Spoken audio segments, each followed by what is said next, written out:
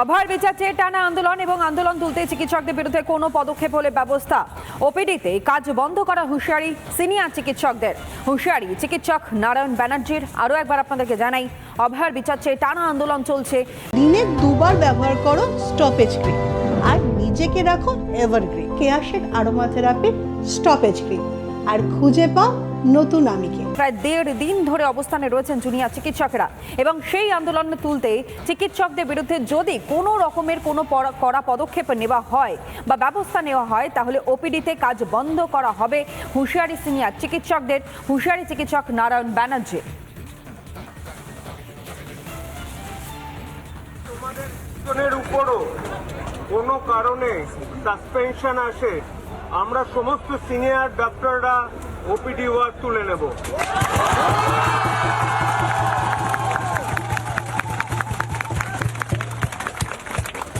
তোমরা লড়াই চালাও, আমরা পাশে আছি।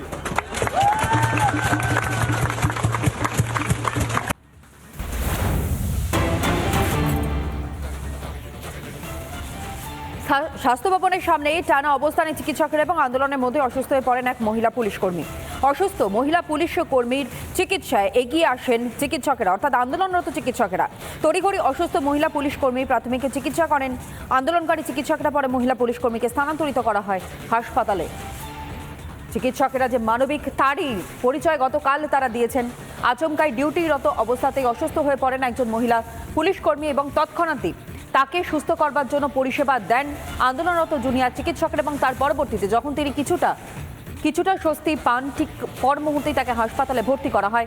অসুস্থ পুলিশ কর্মীর চিকিৎসা চলল এই অবস্থান মঞ্চ থেকেই।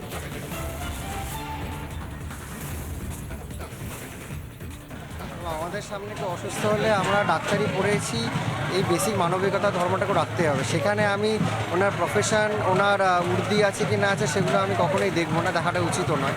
এবং আমি সেখান থেকে মুখ ফিরিয়ে নিতে পারবো আমার সামনে যদি অসুস্থ হন।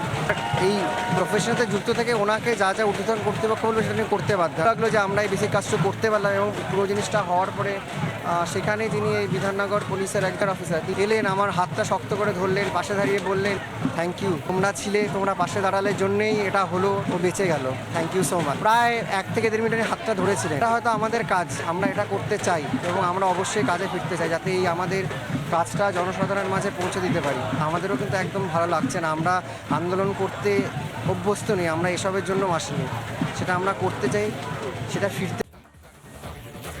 চিকিৎসকরা তাদের মানবিকতার পরিচয় গতকালে দিয়েছেন, কিন্তু সরকার তাদের মানবিকতার পরিচয় কি সামনে আসছে? অর্ণব আমাদের সঙ্গে রয়েছে এই মুহূর্তে টেলিফোন লাইনে। অর্ণব, একবার দেখো, গতকাল যে ঘটনা ঘটে 12:30 নাগাদ এক মহিলা পুলিশ কর্মী তিনি অসুস্থ বোধ করেন এবং সেই সময় যে চিকিৎসকরা সামনে ছিলেন তারাই কিন্তু দৌড়ে যান তাকে হেল্প করবার জন্য এবং তাকে একটি ইনহেলার দেওয়ার প্রয়োজন হয়ে উঠেছিল, তার কারণ তার শ্বাসকষ্ট হচ্ছিল।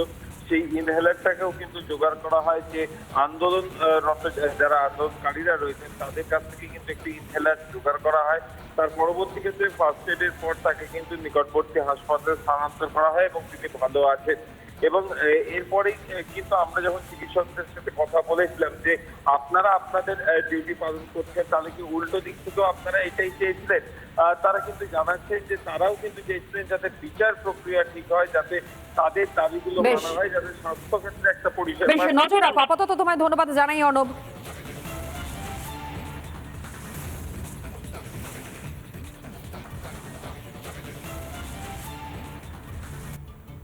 আরজিকর কাণ্ড নিয়ে তোলপাড় রাজ্য জুড়ে এবং সেই রাজ্য জুড়ে তোলপাড়ের মধ্যেই এবার আন্দোলনকারী চিকিৎসকদের হুমকি হুমায়ুন কবিরের। মুর্শিদাবাদের চিকিৎসকদের আন্দোলন হলে পাল্টা দেখে নেওয়ার হুমকি দেওয়া হয়েছে। চিকিৎসকদের আন্দোলনকে রাজনীতি বলে দাগানোর চেষ্টা ভরতপুরের বিধায়কের।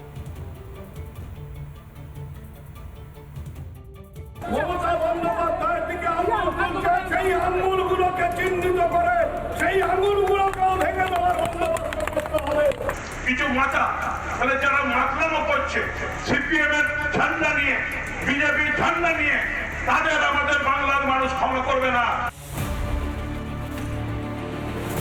আরজিকর কাণ্ডে দেশ জুড়ে তোলপাড়। এরই মধ্যে আন্দোলনরত চিকিৎসকদের উদ্দেশ্যে হুমকির সুর শোনা গেছে উত্তরবঙ্গ উন্নয়ন মন্ত্রী উদয়ন গুহ কারামন্ত্রী চন্দ্রনাথ সিনহা, সাংসদ অরূপ চক্রবর্তী, বিধায়ক পরেশ রাম দাস সহ একাধিক তৃণমূল নেতার গলায়। এবার সেই তালিকায় নতুন সংযোজন ভরতপুরের তৃণমূল বিধায়ক হুমায়ুন কবির।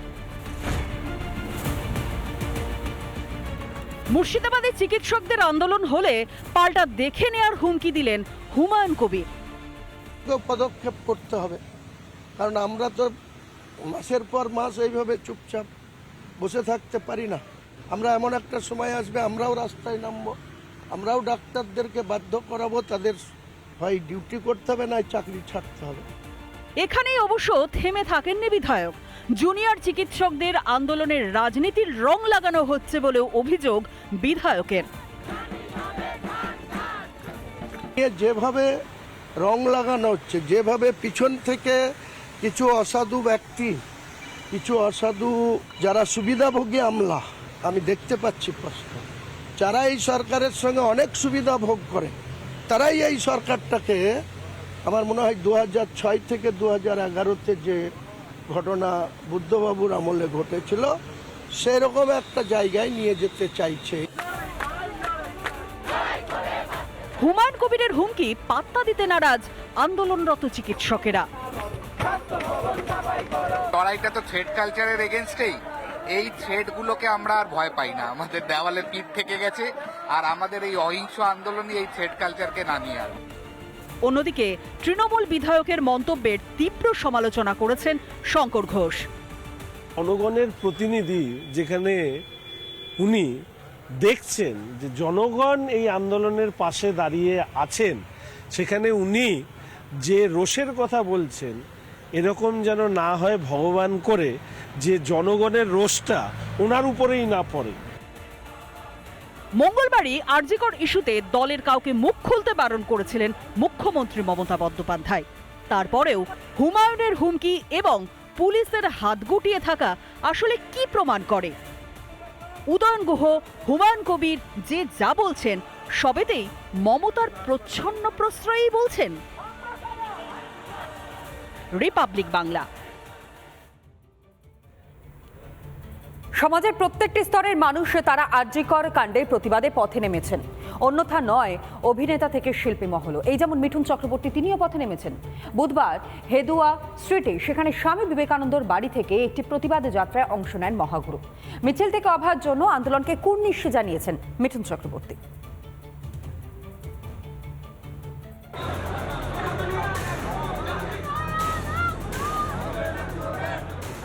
হাতে প্লাস্টার নিয়েও মিছিলে অংশ নিলেন। আরজিকর কাণ্ডের প্রতিবাদে পথে নামলেন মিঠুন চক্রবর্তী। বুধবার স্বামী বিবেকানন্দর বাড়ি থেকে শ্যামবাজার পর্যন্ত প্রতিবাদ মিছিলের আয়োজন করা হয়। 1893 সালের 11 সেপ্টেম্বর শিকাগো ধর্ম সম্মেলনে কালজয়ী ভাষণ দিয়েছিলেন স্বামীজি।